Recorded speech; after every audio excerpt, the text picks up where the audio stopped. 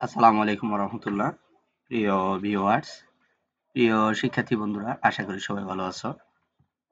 আজকের এই ক্লাসে তোমাদের সবাইকে স্বাগত, শুভেচ্ছা এবং অভিনন্দন জানাচ্ছি আমাদের এমআরএস রহিম 97 চ্যানেলের পক্ষ থেকে। আজকে যথারীতি আমি তোমাদের সাথে শেয়ার করব ষষ্ঠ শ্রেণীর ডিজিটাল প্রযুক্তি শিক্ষণ অভিজ্ঞতা 2 15 পৃষ্ঠার সমাধান। 15 পৃষ্ঠা বিষয়ে যে শিক্ষণ অভিজ্ঞতাটি রয়েছে ওই বিষয়ের যে কিছু গুরুত্বপূর্ণ প্রশ্ন রয়েছে, যেমন ডিজিটাল উপহারে ডিজিটাল সমাধান। এটা হচ্ছে আমাদের শিখন অভিজ্ঞতা। এই শিখন অভিজ্ঞতার ভিতরে অনেকগুলো গুরুত্বপূর্ণ প্রশ্ন রয়েছে। আজকে শুধু একটি মাত্র গুরুত্বপূর্ণ প্রশ্ন নিয়ে, এটার সমাধান নিয়ে তোমাদের সাথে কথা বলবো। সেটা হচ্ছে ডিজিটাল উপহার কি? ঠিক আছে? এটার ভিতরে অনেকগুলো প্রশ্ন আছে, অনেকগুলো উত্তর আছে। এগুলোর উত্তর নিয়ে বিস্তারিত তোমাদের সাথে আলোচনা করব। তো প্রিয় শিক্ষার্থী বন্ধুরা, তোমরা যারা নতুন এসেছো অবশ্যই আমাদের এমআরএস রহিম 97 চ্যানেলটি সাবস্ক্রাইব করে রাখবে। আর পাশাপাশি আমাদের একটা নতুন চ্যানেল আসছে এমআরএস টিভি 12। এটাতেও আমাদের ইসলামিক নতুন নতুন বিষয়গুলো নিয়ে আলোচনা করা হয়। আশা করি তোমরা দেখবে। তো আমরা প্রথমে জানবো হচ্ছে ডিজিটাল উপহারটা কি। এটা কিন্তু আমাদের শিক্ষণ অভিজ্ঞতার ভিতরে রয়েছে। ডিজিটাল উপহারটা কি? ডিজিটাল উপহার হলো এমন একটি উপহার যেটি শারীরিকভাবে দেওয়া হয় না, সরাসরি দেওয়া হয় না, বরং ইলেকট্রনিক ভাবে দেওয়া হয়। মানে হচ্ছে ইলেকট্রনিকের মাধ্যমে, ডিভাইসের মাধ্যমে দেওয়া হয়। এটি হতে পারে একটি সফটওয়্যার, এটা হতে পারে একটা সফটওয়্যার, এটি হতে পারে একটা অনলাইন কোর্স, একটি গানের ডাউনলোড, একটা শুভেচ্ছা বার্তা হতে পারে, একটা অডিও ভিডিও হতে পারে, একটি ইবুক হতে পারে, একটি গেম হতে পারে। ঠিক আছে? একটি স্ট্রিমিং সার্ভিসের সাবস্ক্রিপশন হতে পারে, অথবা অন্য কোনো ধরনের ডিজিটাল কন্টেন্ট হতে পারে। ঠিক আছে? যেটা কন্টেন্ট একটা ভিডিও হতে পারে, একটা ক্লাস হতে পারে, একটা ভিডিও কন্টেন্ট হতে পারে, একটা অডিও কন্টেন্ট হতে পারে। হ্যাঁ? ডিজিটাল উপহারের উদাহরণ হলো অডিও ভিডিও রেকর্ড, ছবি ইত্যাদি। তাহলে ডিজিটাল উপহারগুলো কি ধরনের হতে পারে? আমি কাউকে একটা অডিও উপহার দিলাম, একটা ভিডিও উপহার দিলাম, একটা ভিডিও রেকর্ড করে উপহার দিলাম, তারপরে একটা ভিডিও তৈরি করে দিলাম, বা তাকে একটা আমি ছবি উপহার দিলাম। এটা হচ্ছে মূলত ডিজিটাল উপহার। তো ডিজিটাল উপহারগুলো তো আর সরাসরি দেওয়া যায় না, এগুলো দিতে হবে ডিভাইসের মাধ্যমে। সেটা হচ্ছে মনে করো তুমি দিতে পারো মেসেঞ্জারের মাধ্যমে, হোয়াটসঅ্যাপের মাধ্যমে, গুগল ড্রাইভের মাধ্যমে, দিতে পারো তুমি ইমেলের মাধ্যমে, তাই না? এটা মূলত হচ্ছে আমরা ইন্টারনেটকে ব্যবহার করে ডিভাইসের মাধ্যমে আমরা যে তথ্যগুলো একজন সাথে একজনের, যে ডিভাইস উপহারগুলো, ভিডিও, অডিও, গান এগুলা দিই, সেটা হচ্ছে মূলত ডিজিটাল উপহার। এখন জানবো হচ্ছে কেন ডিজিটাল উপহার জনপ্রিয় হচ্ছে। এই ডিজিটাল উপহারটা কেন এত বেশি জনপ্রিয় হচ্ছে? সুব্যক্তিগতকরণ। সুব্যক্তিগতকরণ ভাবে যেমন ডিজিটাল উপহারকে ব্যক্তিগত করে তোলা খুবই সহজ। তুমি তোমার প্রিয়জনের আগ্রহ অনুযায়ী উপহারটি কাস্টমাইজ করতে পারো।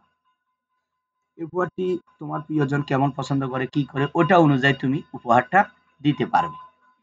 তারপরে হচ্ছে বিধাজনক। ডিজিটাল উপহার কেনার জন্য তোমাকে দোকানে যেতে হবে না। তুমি ঘরে বসে কয়েকটি ক্লিকে উপহারটি কিনে নিতে পারো। তাহলে ডিজিটাল উপহার কি করতে পারবা না তুমি? দোকানে যেতে হবে না। তুমি অনলাইনের মাধ্যমে একটা ক্লিক করে এগুলো ক্রয় করে নিতে পারো, কিনে নিতে পারো। তারপর হচ্ছে এটা পরিবেশ বান্ধব। ডিজিটাল উপহার দেওয়ার মাধ্যমে আপনি কাগজের ব্যবহার কমাতে পারেন এবং পরিবেশকে রক্ষা করতে পারেন। ঠিক আছে? পরিবেশ বান্ধব, এটাতে কোনো কাগজ লাগে না, কোনো কিছু লাগে না। ঠিক আছে? অনলাইনের মাধ্যমে সবকিছু হবে। অন্যান্য হচ্ছে অনেক সময় শারীরিক উপহার একই রকমের হয়ে যায়। কিন্তু ডিজিটাল উপহার অন্যান্য বা মনে রাখার মতো। ঠিক আছে? সরাসরি আমরা যে উপহারটা দিয়ে যাই এটা হয়তো অনেক সময় মনে থাকে না, একই হয়ে যায়। কিন্তু আমরা ডিজিটাল মাধ্যমে যখন যে উপহারটা দেব, এই উপহারটা কিন্তু অনেকদিন স্মৃতিতে থেকে যায় এবং এটা মেমোরিতে থেকে যায়। এবং তারপর আসে ডিজিটাল উপহারের কিছু উদাহরণ। ডিজিটাল উপহারের কিছু উদাহরণের মধ্যে আমরা যেমন হচ্ছে সঙ্গীত, যেটা যে গান, আপনার প্রিয়জনের পছন্দের গান এবং একটি স্ট্রিমিং সার্ভিসের সাবস্ক্রিপশন উপহার দিতে পারেন। আমরা আমার বন্ধুকে আমার কোনো গান, আমার কোনো নৃত্য, আমার কোনো অডিও বার্তা, হ্যাঁ?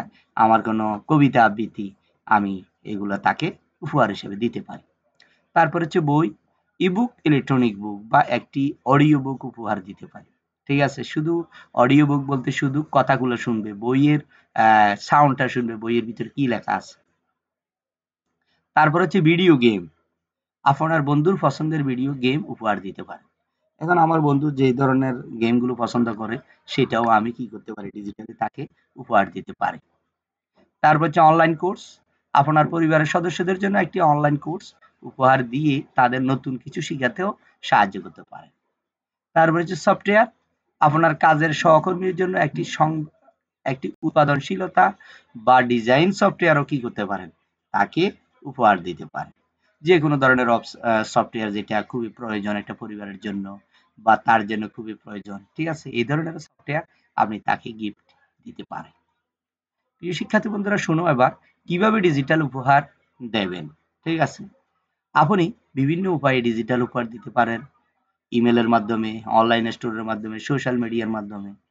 তাহলে ইমেল, তুমি উপহারের একটি ডিজিটাল কপি ইমেলের মাধ্যমে পাঠাতে পারো। অনলাইন স্টোর, অনেক অনলাইন স্টোর ডিজিটাল উপহার কার্ড বা কোড বিক্রি করে থাকে, সেখান থেকেও দিতে পারো। তারপর হচ্ছে সোশ্যাল মিডিয়ার মাধ্যমে, তুমি সোশ্যাল মিডিয়ার মাধ্যমেও ডিজিটাল উপহার পাঠাতে পারো। ফেসবুকের মাধ্যমে তাকে উপহারটা দিলা, হ্যাঁ, তারপরে মেসেঞ্জারে দিলা, হোয়াটসঅ্যাপে দিলা, ইমোতে দিলা, হ্যাঁ, এইভাবে করে টুইটার, ইনস্টাগ্রামেও তুমি তাকে এই ডিজিটাল উপহারগুলো দিতে পারো। প্রিয় শিক্ষার্থী বন্ধুরা, দেখো আজকে আমরা ডিজিটাল উপহার নিয়ে আলোচনা করেছি, আসলে তোমাদের কেমন লেগেছে অবশ্যই জানাবে। এগুলো তো মূলত হচ্ছে ডিজিটাল উপহার, এটা আমাদের ষষ্ঠ শ্রেণীর বইতে আছে। আশা করি তোমাদের ভালো লেগেছে। আর কি কি বিষয় তোমাদের ভালো লেগেছে একটু করে জানাও। আশা করি আর যারা নতুন এসেছে অবশ্যই চ্যানেলটি সাবস্ক্রাইব করে রাখবে, পাশে থাকা বেল আইকনটি ক্লিক করে রাখবে। ধন্যবাদ সবাইকে, ভালো থাকবে। আসসালামু আলাইকুম।